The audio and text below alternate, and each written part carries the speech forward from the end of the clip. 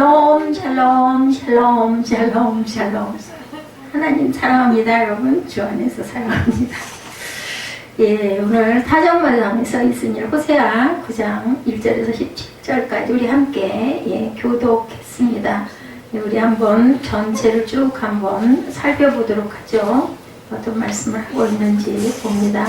이스라엘 백성은 하나님 앞에 범죄함으로 하나님께 징벌 심판을 받게 됐어요. 너무너무 말을 안 들어. 너무 우리 자녀들이 너무 말을 안 듣듯이 하나님 보시기에도 우리도 더 모두 다 자녀들인데 이스라엘 백성들이 너무 하나님 뜻대로 되지 않고 우상을 숭배하고 아주 못된 일만 골라서 합니다. 그들의 죄악에 대해서 하나님께서 진노의 심판을 뭐 하셨어요? 누구를 통해서? 호세아를 통해서 선포하셨다. 이스라엘은 선지자들이 타락하여서 거짓으로 예언하고 하나님의 참 선지자의 말씀이 백성에게 막 거부를 당해. 누구 말을 막 듣고 싶어? 거짓 선지자들 말, 달콤한 말, 절대로 안 망해, 아무 문제 없어, 이런 얘기만 듣고 싶어 했다는 거죠. 그래서 그 시대에는 그저 이사야도 톱으로 배임을 당해서 죽는다는, 톱으로 켜서 죽었다고 그래요. 이렇게 그냥 선지자들이 다 죽습니다. 하나님의 귀한 그런 그 예언자들이. 또한 이스라엘 백성이 우상을 숭배함으로 하나님 앞에 가증한 존재가 되었으므로 하나님의 진노의 심판을 받을 수밖에 없었던 것인데, 이스라엘에 대한 경고가 나와 있죠. 이방 사람 좀 기뻐서 뛰놀지 말아라. 이스라엘아, 너는 1절이죠. 이방 사람처럼 기뻐 뛰놀지 말라. 내가 음행하여 내 하나님을 떠나고 각 타작마당에서 음행의 값을 좋아하였느니라. 타작마당이나 술틀이 그들을 기르지 못할 것이며 새 포도주도 떨어질 것이요 그들은 여호와의 땅에 거주하지 못하며 에브라임은 애굽으로 다시 가고 아수르에서 더러운 것을 먹을 것이니라. 아주 그냥 더러운 것들을 먹는다. 포도주는 무슨 상징? 기쁨의 상징입니다. 새 포도주가 떨어진다는 것은 정신적, 물질적 궁핍, 또 잔치 절대 할 수 없죠. 포도주가 떨어졌기 때문에 이스라엘의 타작마당이나 술틀이 그들을 기르지 못할 것이라고 얘기하죠. 하나님께서 음행의 값을 좋아하는 자들에 대해서 징벌을 베푸시고 궁핍하게 만들겠다라는 예언입니다. 그리고 다음 이스라엘이 하나님을 섬길 때 하나님께서는 그들의 산업에 복을 내리셔서 어떻게 해주셨어요? 풍성하게 하셨는데 그들이 우상을 숭배함으로 하나님께서는 저주를 이렇게 내렸습니다. 주께서 곡식을 도로 찾아버려. 줬던 것도 다시 뺏어버려. 그죠? 호세아 2장 9절입니다. 그러므로 내가 내 곡식을 그것이 익을 계절에 도로 찾을 것이며 내가 내 새 포도주를 그것이 맛들 시기에 도로 찾으며 또 그들의 벌거벗은 몸을 가릴 내 양털과 내 삶을 빼앗으리라. 벌거벗은 내 쫓아버린다는 거야. 언제? 추운 겨울에 발로 탁 걷어 차가지고 쫓아버린다. 포도나무가 쇠잔할 것이다. 이사야 24장 7절에도 증거한 듯 새 포도즙이 슬퍼하고 포도나무가 쇠잔하며 마음이 즐겁던 자가 탄식한다. 쇠잔한다는 건 쇠하여서 그죠? 죽는 거죠. 포도나무가 절대로 열매를 맺을 수가 없습니다. 그리고 즐겁던 자가 탄식을 한다. 희락이 없어진다라는 거죠. 하나님께 드릴 수 없는 이스라엘의 재물에 대해서도 말씀하고 있습니다. 자, 4절부터 나오죠. 그들은 야훼께 포도주를 부어드리지 못하며 야훼께서 기뻐하시는 바도 되지 못할 것이라. 그들의 재물은 애곡하는 자의 떡과 같아서 그것을 먹는 자는 더러워지나니 그들의 떡은 자기 먹기에만 소용될 뿐이라. 야훼 집에 드릴 것이 아니니라. 네, 이렇게 말씀을 합니다. 안 받으세요. 어떤 것도. 그래서 우리가 주님 앞에 드리는 헌물도 정말 정성 어린 그리고 온전한 그런 나쁜 일을 해가지고 번 것을 하나님께 드리면 하나님 기뻐하시지 않는다. 재물이 부정하게 되는 것은 재물을 드리는 자들이 부정하다라는 결과입니다. 하나님께 드려지는 재물은 거룩해야 한다. 그죠? 그래서 구별되게 항상 11조도 먼저 떼죠. 이게 받으면 또 한 달 동안 수고하고 애쓴 것에 대한 것을 올리는 겁니다. 이는 재물을 드린 자의 중심이 하나님을 온전히 향하여 있음을, 그래서 자원하는 마음으로 드렸다는 것을 증거하고 있죠. 모든 삶 가운데 하나님을 주인으로 모시고 하나님의 뜻을 쫓는 것이 하나님이 받으시기에 합당한 어떤 예배, 영적인 예배다. 눈을 가리우셨다. 이사야 1장 15절이죠. 그러므로 너희가 동방에서 야훼를 영화롭게 하며 바다 모든 섬에서 이스라엘의 하나님 야훼 이름을 영화롭게 할 것이라. 동방 하면은 굉장히 좋은 뜻을 갖고 있죠. 그래서 우편이죠. 그늘 대신이 합니다. 그래서 왼쪽은 온전치 않은 그런 이야기를 상징하고 있죠.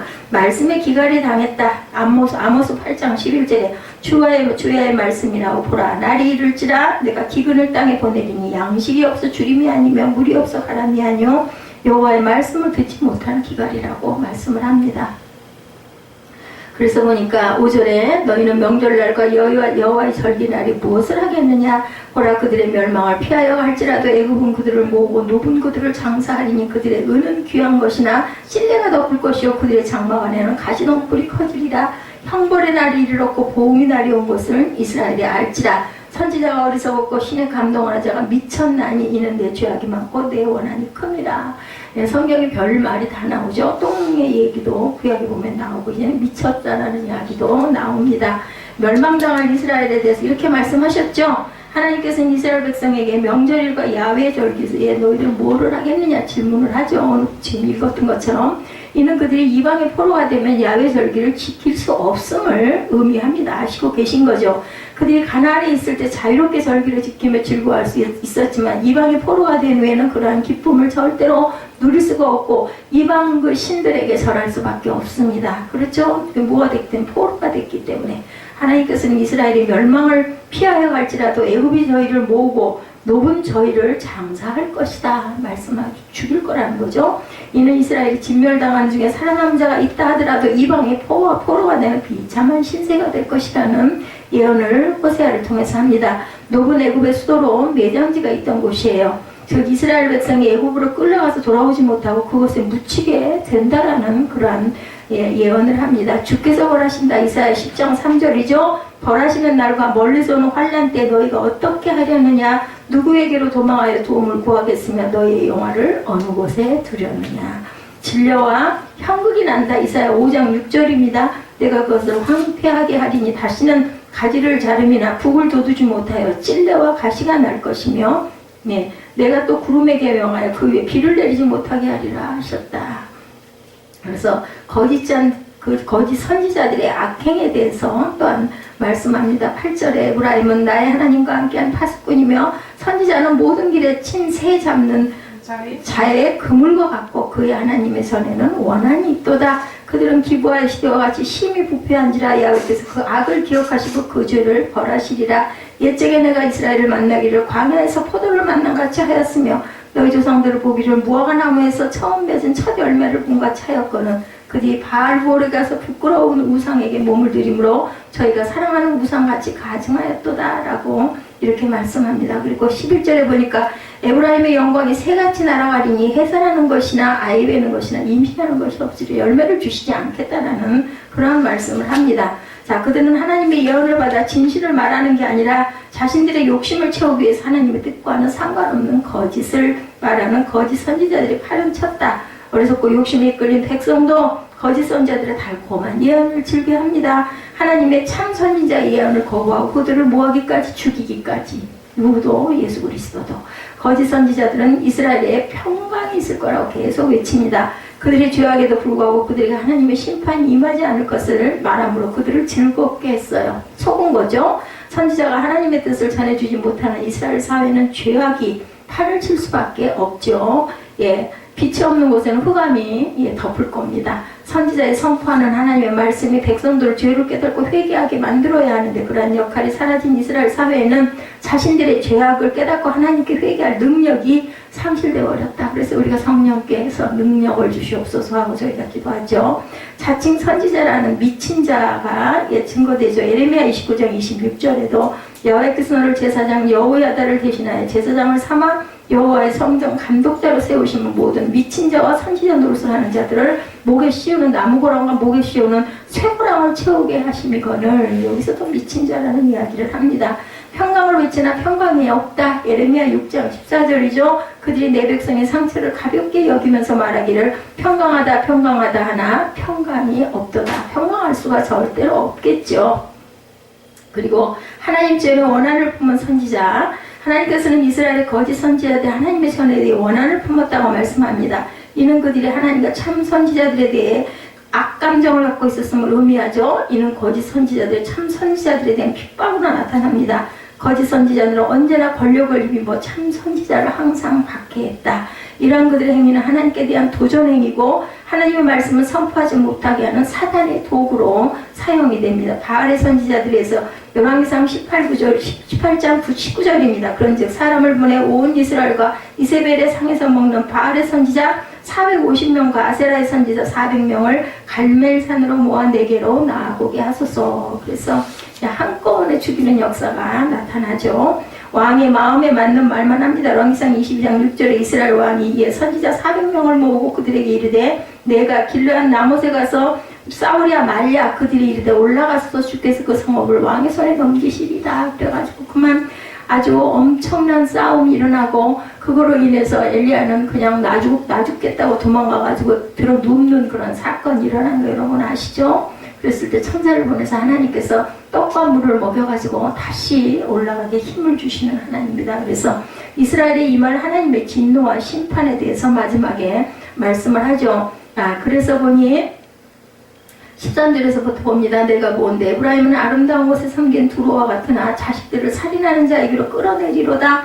야훼여 그들에게 주소서 무엇을 주시려 하나이까. 아이 외지 못하는 태와 젖없는 유방을 주시옵소서. 그들의 모든 악이 길갈에 있으므로 내가 거기에서 그들을 미워하였노라. 그들의 행위가 악함으로 내 집에서 그들을 쫓아내고 다시는 사랑하지 아니하리라. 그들의 지도자들은 다 반역한 거짓 선지자들이라는 거죠. 16절에 에브라임은 매를 맞아 그 뿌리가 말라 열매를 맺지 못하나니 비록 아이를 낳을지라도 내가 그 사랑하는 태의 열매를 죽이리라. 그들이 듣지 아니함으로 내 하나님이 그들을 버리시리니 그들이 여러 나라 가운데 떠도는 자가 되리라.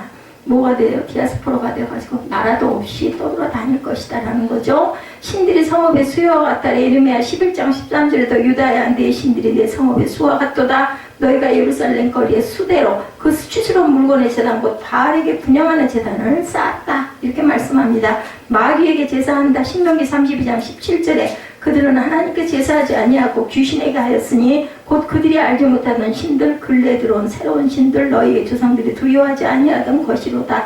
자녀에게 화가 임할 것이라고 아까 마지막 절에서 말씀하죠.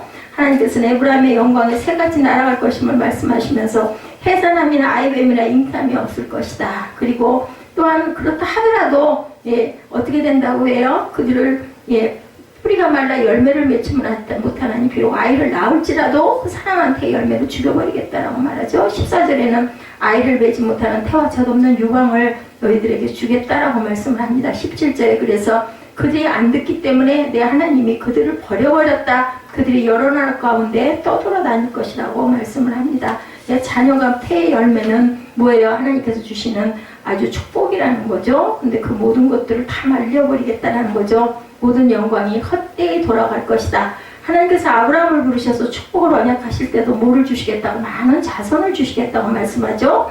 반대로 이스라엘에 대해 저주를 선포하시면서 그들의 자녀가 태어나지 못할 것임을 오늘 본문에서 말씀을 합니다. 그리고 하나님께서는 이스라엘 백성이 자녀를 생산할지라도 그 자녀를 없이 하여 한 사람도 남기지 아니할 것임을 말씀을 합니다.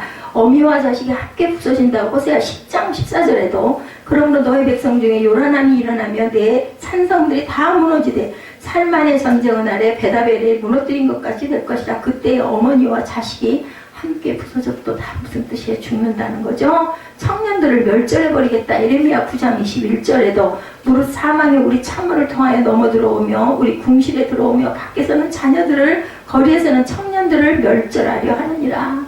젊은이들이 없어지면 그 나라가 어떻게 되겠어요? 그죠?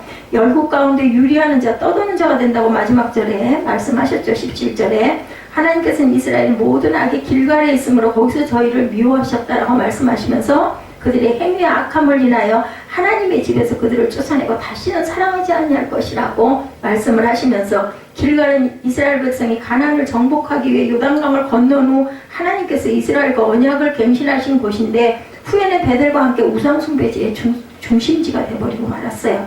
그래서 하나님께서는 이스라엘의 우상숭배로 인하여 그들을 가나안 땅에서 쫓아내시겠다라고 얘기를 하시고 여기에 지명이 나오죠. 길갈이라는 곳이 이스라엘이 거하던 가나안 땅은 하나님께서 그들에게 은혜의 선물로 주신 곳이었고 하나님의 거룩하심을 따라 살아야만 좋았을 거할 수 있었던 곳이었는데 그만 이렇게 우상숭배가 만연하기 때문에 다 망하게 하겠다라는 거죠. 그래서 욥기 18장 16절에도 뿌리가 마르고 가지가 찍힌다라고 말씀을 합니다. 밑으로 그의 뿌리가 마르고 위로는 그의 가지가 시들 것이며 그를 기념함이 땅에서 사라지고 거리에서는 그의 이름이 전해지지 않을 것이며 뿌리가 썩고 꽃이 날린다. 이사야 5장 24절에도 이로 말미암아 불꽃이 구루토기를 삼킬 것 같이 마른 풀이 불 속에 떨어진 같이 그들의 뿌리가 썩겠고 꽃이 티끌처럼 날리리니 그들이 망군의 야훼의 율법을 버리며 이스라엘의 거룩하신 이의 말씀을 멸시하였기 때문이다라고 이렇게 말씀을 합니다. 그래서 우리 호세아 9장 전체의 말씀은 이스라엘 하나님의 은혜를 받아서 가나안 복지에 거하게 되었음에도 불구하고 헛된 길을 행하여 하나님께 징벌과 심판을 받게 되는 것에 대해서 말씀을 합니다. 그래서 그리스도 안에서 구원받은 저와 여러분들 성도들은 언제나 하나님의 원하시는 거룩한 길로 나아가는 그러한 복을 받아야 된다.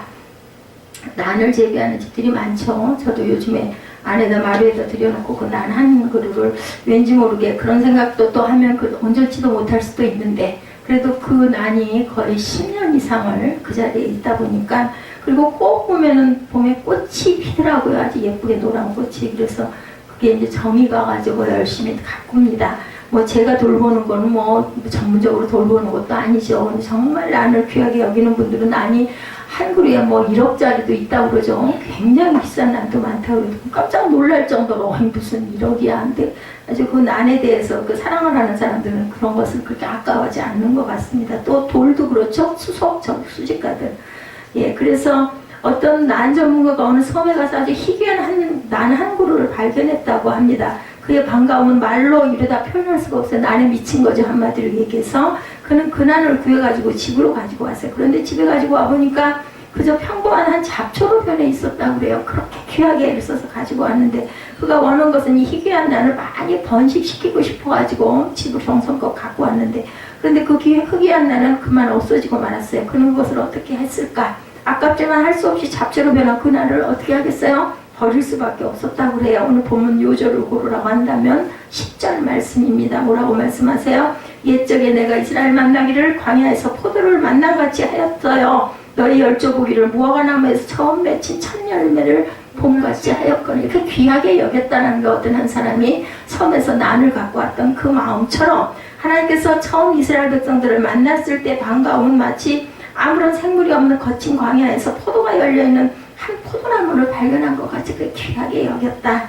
광야는 정말 사람이 살아있기가 힘든 곳이고 나무 한 그루도 구경할 수가 없고 물도 만나기가 어려운 그런 곳이죠. 사람이 살 수가 없는 곳이에요.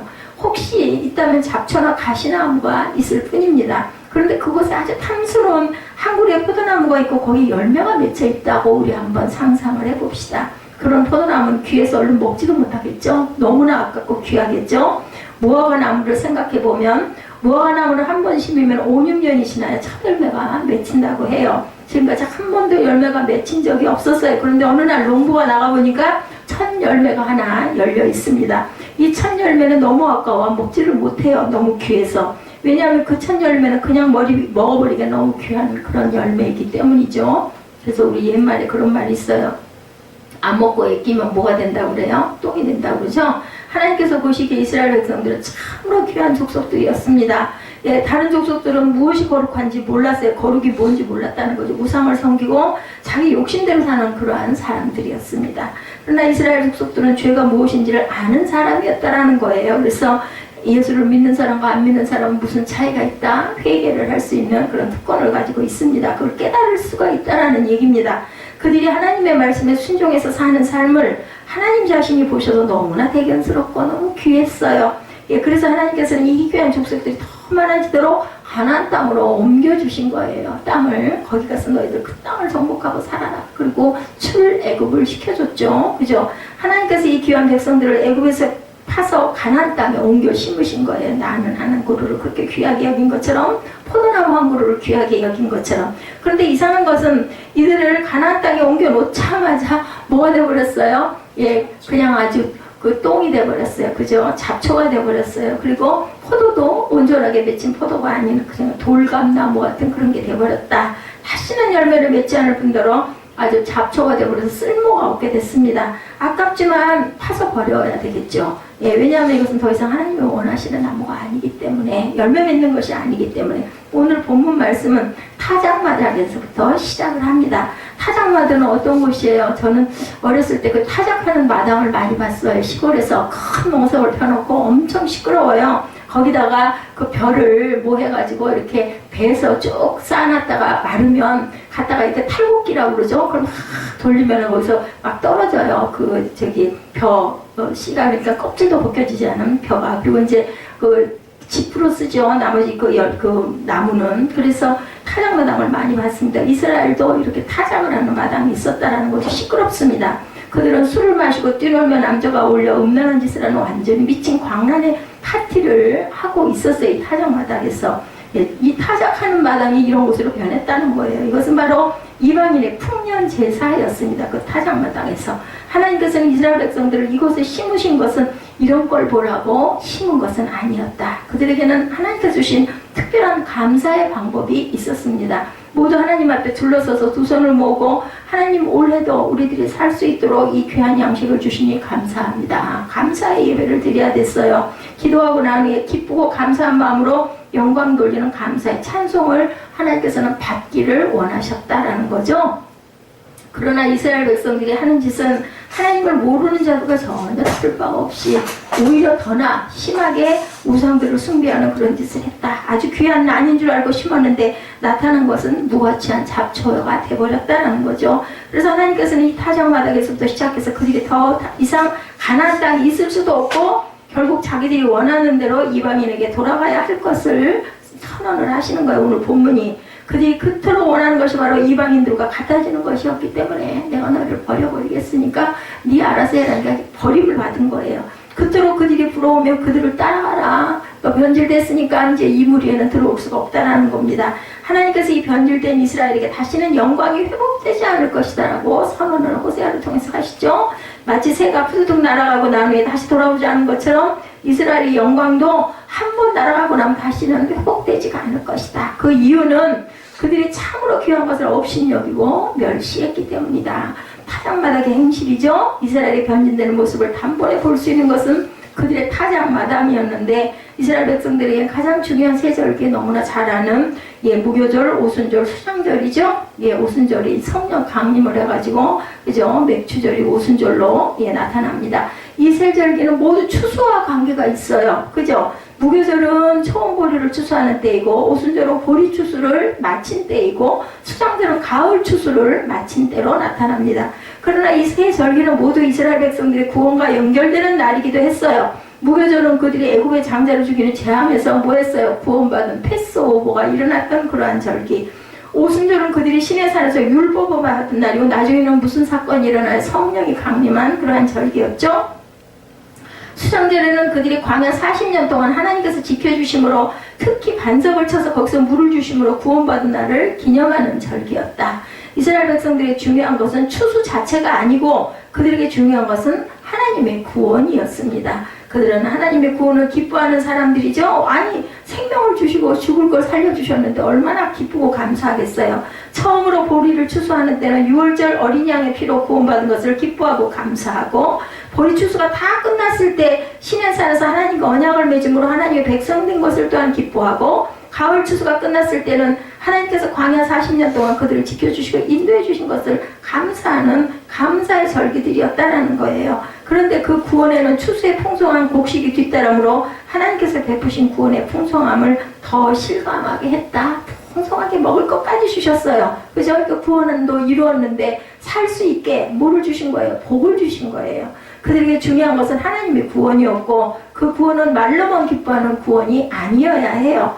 하나님께서는 풍성한 추수와 연결시킴으로 얼마나 이 구원이 말로만 이루어지는 것이 아니고 피부로 풍성함을 느끼게 해주시려고 그렇게 많은 걸 주셨는데 지금 이스라엘 백성들의 모습은 구원의 기쁨은 없어지고 먹고 마시고 떠들고 그리고 음란하고 그리고 이교적인 추수 감사지만 남아있었다. 다른 신에게 절하는 사건이 일어난다. 그러나 이스라엘 백성들 타작마당에서 어떤 일이 일어나고 있었나. 1절 봅니다. 이스라엘아 너는 이방 사람처럼 기뻐 뛰놀지 말라. 내게 행음하여 내 하나님을 떠나고 각 타작마당에서 음행의 값을 좋아하였느니라. 타작마당에 나타나죠. 그리고 행음했다라고 나타납니다. 그리고 그렇게 기뻐서 뛰놀지 말라고 말씀합니다. 이스라엘 백성들은 하나님의 구원을 기뻐하는 것이 아니라 추수 자체를 기뻐하고 있다는 거예요. 물론 인간이기 때문에 추수가 기쁘겠죠. 그러나 그 정도가 아니고 이 당시 이방인들에게 가장 중요한 것은 추수 때 어떻게 하느냐가 중요했는데, 추수 때 큰 잔치를 행하고 사람들이 많은 성행위를 해야 그 다음에도 많은 추수를 거둘 수 있다고 생각, 잘못된 짓을 하고 있었다.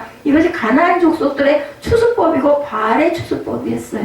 참 보면은 그 옛날 그 구약에 보면은 그래서 산당에 올라가죠. 남편들이, 아내들은 막 배웅을 해요. 그럼 산당에 올라가면 그것을 해야 그것이 제단을 드리고 온다라고 생각을 했다. 이런 아주 무서운 그 음행이 일어났습니다. 공식적으로. 아주 공식적인 그러한 신의 딸들이라는 그런 그 여자들이 있어가지고 아예 가가지고 그 짓을 하고 와야 됐다. 그래서 각 타작마당이라는 것을 우리가 주의해야 된다. 모든 타작마당에서는 이런 일들이 그 시대에 일어나고 있었다는 거죠. 이스라엘 백성들에게 특별한 것은 바로 이 추수감사의 의식이었다. 잘못된 의식이죠. 다른 민족들은 추수 자체를 감사하는데, 왜? 이제 굶지 않고 배부르게 먹고 살 수 있기 때문에 기본적으로 농부들이 가장 고마워하는 건 뭐가? 풍년, 그죠? 풍작을 가장 기뻐합니다. 이제는 근데 이스라엘 백성들은 추수를 통해서 신실한 하나님을 다시 한번 느껴야 할 이때이죠. 주기도문에서 예수께서 하나님 아버지께 기도하시면서 뭐라고 기도하세요? 일용할 양식을 주옵시고 라고 기도합니다.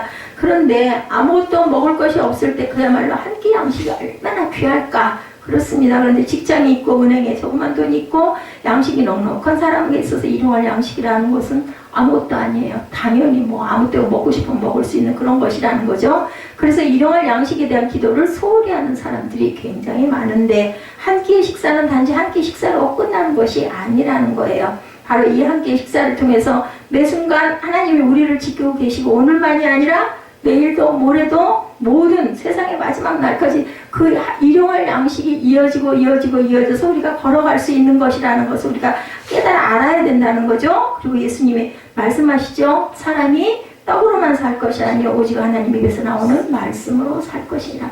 우리 육의 양식도 중요하지만 이 일용할 양식이라는 건 하나님의 영의 양식도 의미하고 있다는 것을 우리가 알아야 된다. 우리는 이 한 끼 식사로 살지 않죠. 마음에 큰 근심이나 불안한 것이 있으면 음식을 먹어도 아무 맛도 몰라요. 그죠? 제가 의무적으로 음식을 먹어보다 보니까 정말 뭘 먹을까를 고민하게 되더라고요. 그 기운이 없으니까 먹기는 해야 되겠는데, 이 의무적으로 먹는 것처럼 맛이 없고 재미가 없는 게 없어요. 그래서 혼자 밥 먹는 거 그렇게 괴로워한다라는 얘기를 제가 이해하게 되더라고요. 정다운 사람하고 편한 사람하고 음식을 먹으면 아무것도 아닌 걸 먹어도 맛있고, 아주 불편한 사람하고도 마주 앉아서 음식을 먹으면 그 음식이 정말 힘이 들죠. 이런 것처럼 우린 중요한 건 영적인 부분이 굉장히 중요하다.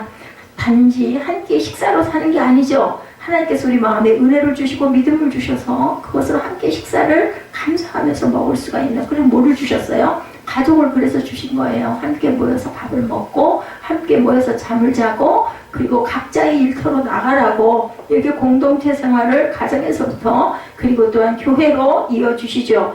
이 한 끼의 식사를 통해서 하나님께서 얼마나 신실하게 우리의 삶을 지키고 보호해 주시는지를 감사하는 게 바로 무슨 기도예요? 식사 자리에서 함께하는 기도입니다. 마음을 모으고 함께하는. 자, 그런데 이 한 끼의 식사로 우리가 살지 않고 하나님께서 이 순간에도 공급해 주시는 힘으로 삽니다 라는 고백도 더불어 있어야 될 것이다.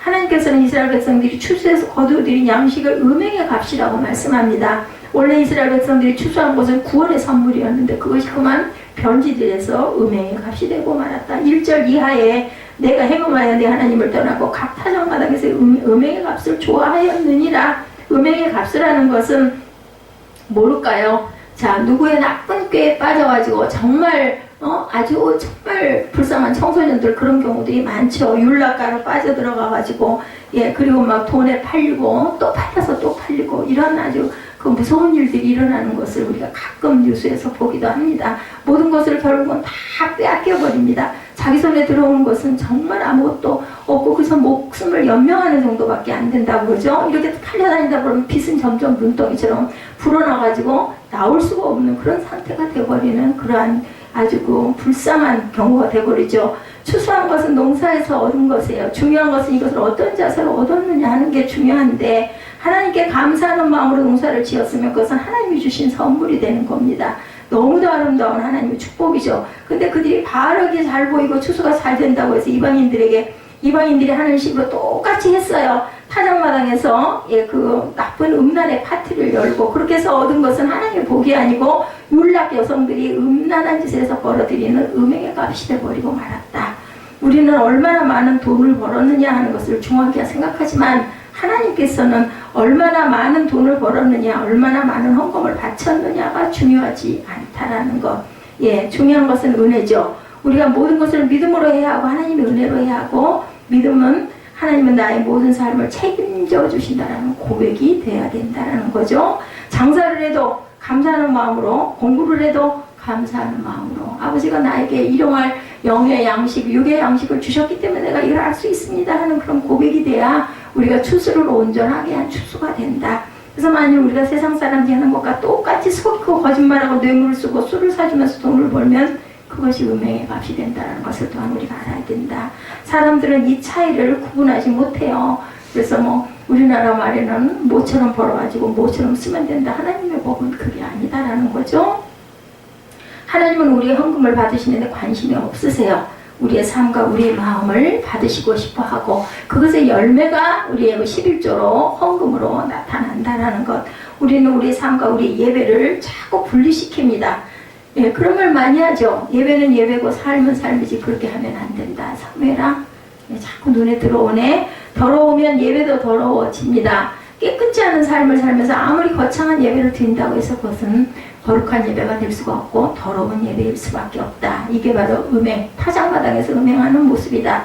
하나님께서 맛을 잃어버린 이스라엘 백성들을 어떻게 버리실지 무려 4번이나 반복해서 말씀을 하시죠. 첫 번째로 그들은 더 이상 가나안 땅의 곡식과 포도주를 먹지 못할 것이다. 2절이죠. 타작마당이나 술틀이 저희를 기르지 못할 것이며 새 포도주도 떨어질 것이다. 하나님께서 이스라엘 백성들을 키우시는 이유는 거룩한 백성이기 때문에 키운 거예요. 아까 제가 난의 예를 들었죠. 포도나무의 예를 들었죠. 너무나도 귀하고 너무나도 정말 먹기도 아까울 정도의 그런 열매를 맺게 해주셨는데 지금 나타나는 모습은 완전히 잡초고 먹을 수 없는 열매가 되어버렸다.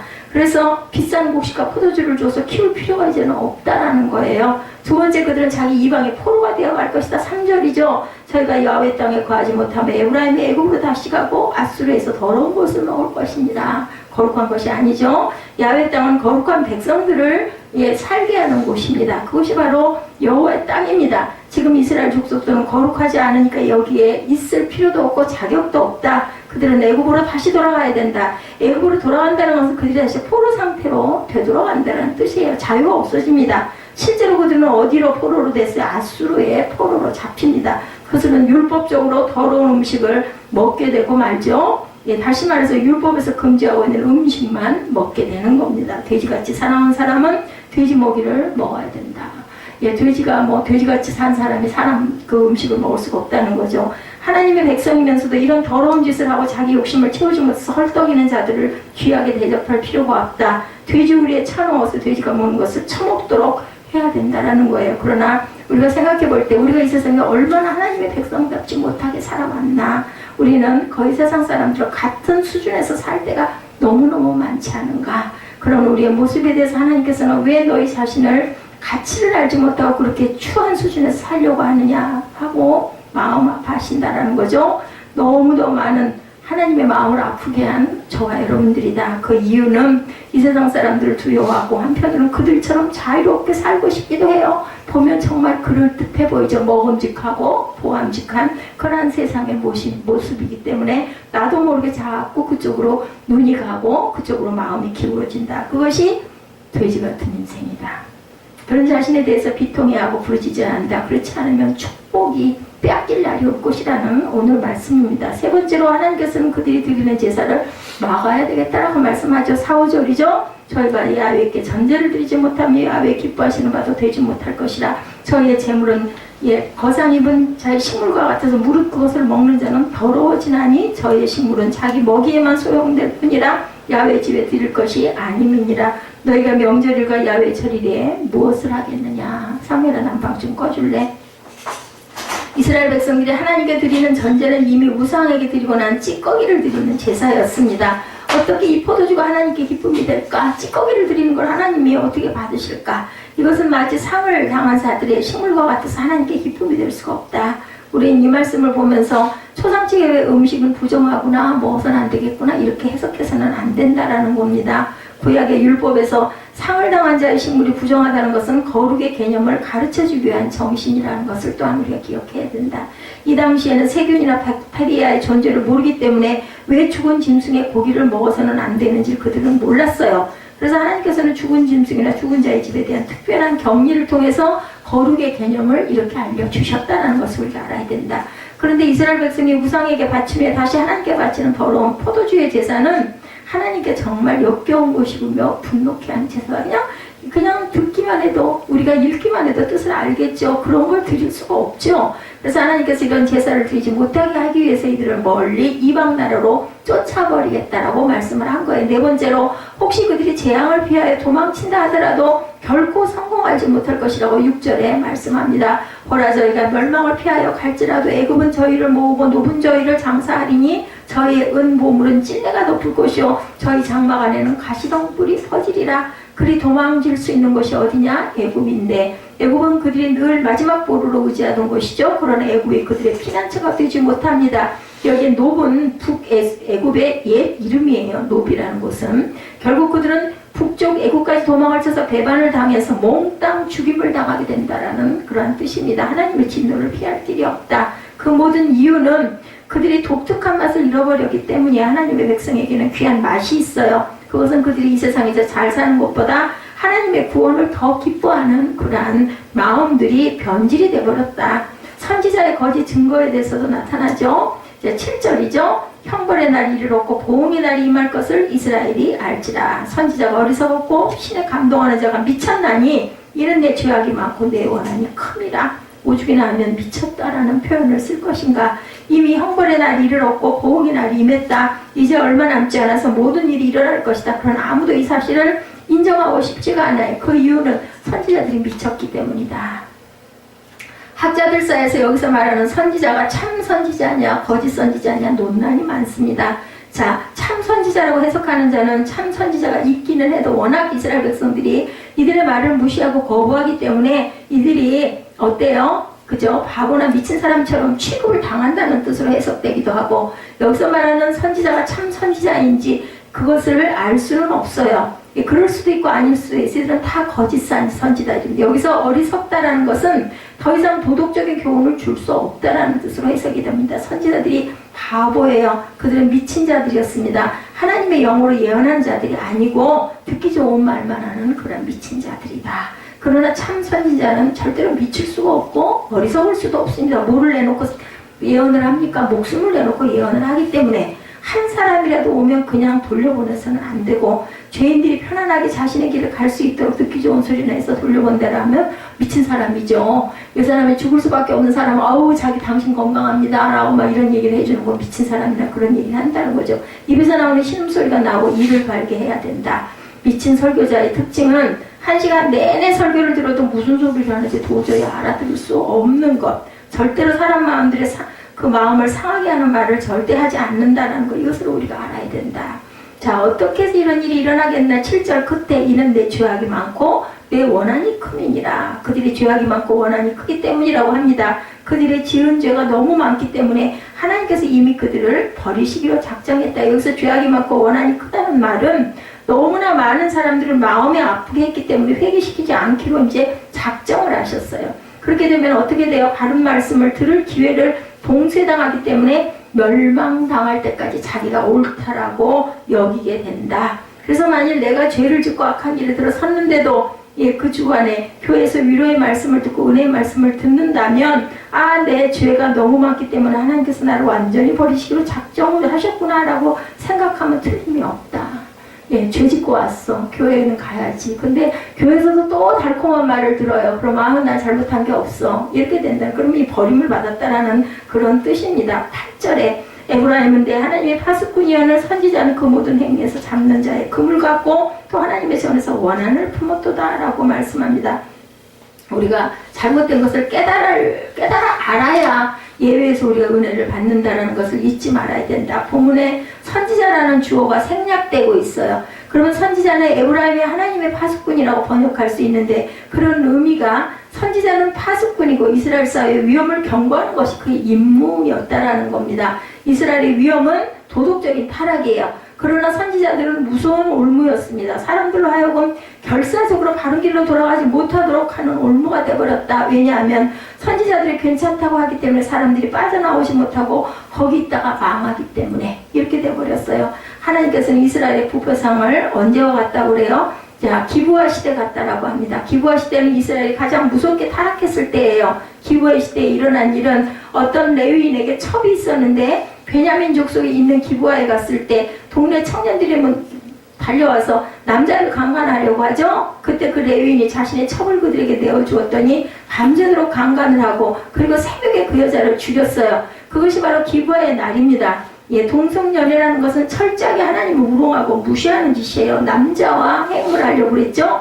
그런데도 베냐민 지파 사람들은 이들을 버리지 않고 자기 족속이라고 두둔하다가 결국은 남녀 아이들 모두 다 죽고 남자 600명만 살아서 도망치는 사건이 일어났어요. 이것이 바로 기브아의 날입니다. 이 역사가, 죄가 있는 곳은 빨리 도망쳐야 살 수가 있다. 그런데도 하나님을 두려워하지 않고 오히려 그런 사람들을 두둔하며 함께 있다가 망한다. 그래서 예수님도 말씀하시죠. 가서 겉면해 보다가 안 되겠어는 그 발에 먼지도 털어버리고 나오라고 얘기를 하십니다. 그래서 사라지는 에브라임의 영광에 대해서 하나님께서는 이스라엘이 사라지는 영광에 대해서 11절에 에브라임의 영광이 새같이 날아가리니 해산함이나 아이뱀이나 잉태함이 없으리라. 새가 있다가 후두둑 날아가 버리면 다시는 돌아오지 않죠. 예, 그 새는 다시 오지 않습니다. 그럼 마찬가지로 이스라엘의 영광은 회복되지 않을 것이라고 말씀하죠. 근본적으로 귀한 맛을 잃어버렸기 때문에 하나님께서는 철저하게 그들의 후손을 남겨놓지 않겠다. 해산함이나 아이뱀이나 잉태함이 없을 것이다. 그럼 나와봐야 악의 씨가 떨어지는 거니까. 베냐민 지파를 보면 거의 다 죽고 600명만 남았어요. 이스라엘 족속들은 한 지파가 찌그러져 다시는 소생되지 못하는 줄 알고 울었습니다. 베냐민은 소생되죠. 그 이유는 한번 큰 수술을 받아서 몇 명이 남았어요. 600명을 남고 나머지가 다 죽었기 때문에. 그러나 그런 수술을 받았기 때문에 베냐민 지파는 남고, 하나님께서는 그들을 위로하시기 위해서 초대왕 사울을 베냐민 지파에서 나오게 하십니다. 하나님이 우리를 수술하시기 전에 우리 스스로 자신들을 수술해 버려야 돼서, 우리 신약에도 보면은 그죠? 눈이 죄를 짓거든 그 눈을 빼버리고 천국에 들어가는 게 낫고, 손이 죄를 짓거든 손을 잘라버리고 천국에 가는 게 낫다고 말씀하시죠? 우리 교회의 장래가 어떤 것인가 보려면은 교회 안에 있는 청년이나 청소년들의 신앙이 굉장히 중요하다. 자라는 아이들이 온전한 길로 가야 된다라는 거예요. 자, 아이들이 없고 있더라도 신앙이 없고 뜨거움이 없다면 그 교회는 민족의 미래가 어둡다고 우리가 본다는 거죠. 그래서 유년주일 학교가 굉장히 중요하다고 합니다. 13~4절에 내가 보건대 에브라임은 아름다운 옷에 삼긴 도로와 같으나 그 자식들을 살인하는 자에게 끌어내리로다. 야훼여 저희에게 주소서. 무엇을 주시나이까? 청컨대 베지 못하는 태와 젖없는 요방을 주시옵소서라고 말씀합니다. 16절에 에브라임이 그 침을 입고 그 뿌리가 말라 과실을 맺지 못하나니 비록 아이를 낳을지라도 내가 그 사랑하는 태의 열매를 주기리라. 하나님께서 이스라엘 백성들을 축복하시고 이와 같이 가나안 땅에 심으신 이유가 그들에게 말씀이 있었고 구원에 기뻐하고 감사하는 신앙이 있었기 때문인데, 이 귀한 신앙이 더욱더 많이 생기고 확대될 수 있도록 하기 위해서 이곳에 심으셨는데 너무나 빨리 변질돼 버리고 말았다. 그래서 이스라엘 조상들은 하나님께 하자마자 바알보르에게 가서 자기의 몸을 바침으로 그 우상만큼이나 가증한 존재가 결국은 되어버렸다. 안타깝죠? 10절 하반절에 저희가 바알보르에게 가서 부끄러운 우상에게 몸을 드림으로 저희 사랑하는 우상같이 가증하여졌도다. 하나님께서 충격을 받으신 바로 이것이었어요. 오랫동안 시험하거나 유혹하는 것이 아니라 발람이 이스라엘 백성들을 변질시키기 위해서 오랫동안 거짓 사상을 퍼뜨리고 설득을 한 것이 아니라 단지 우상의 제단을 벌여놓고 여자들이 그들을 불렀을 뿐인데 그들은 바로 우자에서 하나님을 떠나 우상과 합하여 더러운 자가 되고 말았다. 이것을 우리가 상징적으로 영적으로 바라봤을 때 오늘날 우리들의 신앙이 이렇게 되기가 쉽다라는 말씀을 하고 있습니다. 우리 안에 있는 죄성이 얼마나 뿌리가 깊고 우리의 부패가 얼마나 빨리 한순간에 이루어지는가를 보여주는 귀한 예입니다. 아무리 좋은 신앙이라도 한순간에 부패할 수가 있다는 걸 잊지 말아야 되고, 우리에게 믿음이 퇴색되는 순간 그 한 찰나에 발람의 교훈이 들어오고 이세벨의 교훈이 들어온다라는 것. 좋은 교회가 타락하는데 오랜 시일이 걸리지 않고 이렇게 한순간에도 이렇게 될 수가 있다는 것을 절대로 잊어버리지 말아야 되고, 우리 자신을 믿어서는 안 된다라는 거예요. 주님을 믿어야 되겠죠. 하나님 말씀을 믿어야 되겠죠. 어제까지 아무리 좋은 일이 있었더라도 매 순간 주님을 의지하고 주님의 말씀 앞에 무릎을 꿇어야 된다라는 것. 우리는 어떤 존재라고요? 마치 광야에서 만난 포도처럼 하나님께서 우리를 사랑하시는데 우리 힘으로 된 것이 아니고 주님의 은혜로 된 것이다.